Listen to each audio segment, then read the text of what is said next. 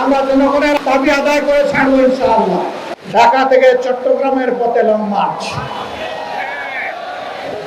আমরা পরিষ্কার বলে দিচ্ছি, এই লং মার্চ জনগণের দাবি আদায়ের জন্য। অতীতের কায়দায়, ফেসিবাদী কায়দায় আমাদের লং মার্চে যেন কোনো বাধা দেওয়া না হয়। যদি বাধা দেওয়া হয়, লং মার্চ দ্বিগুণ শক্তিতে তার গন্তব্যে পৌঁছে যাবে ইনশাআল্লাহ। একই লং মার্চ 24 অক্টোবর শনিবার ঢাকা থেকে সিলেটে রেলপথ যাত্রা হবে, মার্চ হবে। কেন রেলপথ? কেন সব জায়গায় সড়ক পথ, এখানে আমার রেলপথ কি জন্য? যেহেতু জামাতে ইসলামের আমিরের বাড়ি সিলেটের জন্য, তাই না? জি না, এটার জন্য। সিলেটের রাস্তাতে এখন আর কোনো মানুষ চলাচলের কোনো ব্যবস্থা নেই। শত শত গাড়ি যখন সিলেটের পথে রওনা করবে, জনগণের চরম ভোগান্তি হবে। এইটা বিবেচনায় নিয়েই আমরা রেলপথটাকে বেছে নিয়েছি।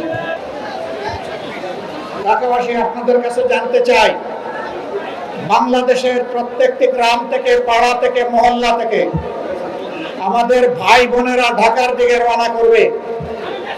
ঢাকায় মহাসমাবেশ অনুষ্ঠিত হবে ইনশাআল্লাহ। সেই দিন ঢাকাবাসী, আপনারা কি সত্যিকারের অতিথির দায়িত্ব পালন করার জন্য প্রস্তুত আছেন? আমি আপনাদেরকে আজকে থেকে সেই প্রস্তুতি নেওয়ার জন্য আহ্বান জানিয়ে রাখলাম। এখন আমাদের দাবিগুলা সচিবালয়ের কানে পৌঁছানোর জন্য, সংশ্লিষ্ট মন্ত্রীদের কানে পৌঁছানোর জন্য এখন আমাদের অবস্থান ধর্মঘট থেকে, কর্মসূচি থেকে সচিবালয়ের দিকে আমরা যাব। এই সচিবালয় কোনো দলের নয়। এই সচিবালয়ের প্রত্যেকটি ইট, বালু, পাথর, নুড়ি, মিস্ত্রির হাত, রড, সিমেন্ট সবগুলো এইগুলো এই দেশের জনগণের সম্পত্তি। সচিবালয়ে যারা বসে আছেন, মন্ত্রী হন, এমপি হন, জনগণের কথা শুনতে হবে, জনগণের কথা মানতে হবে।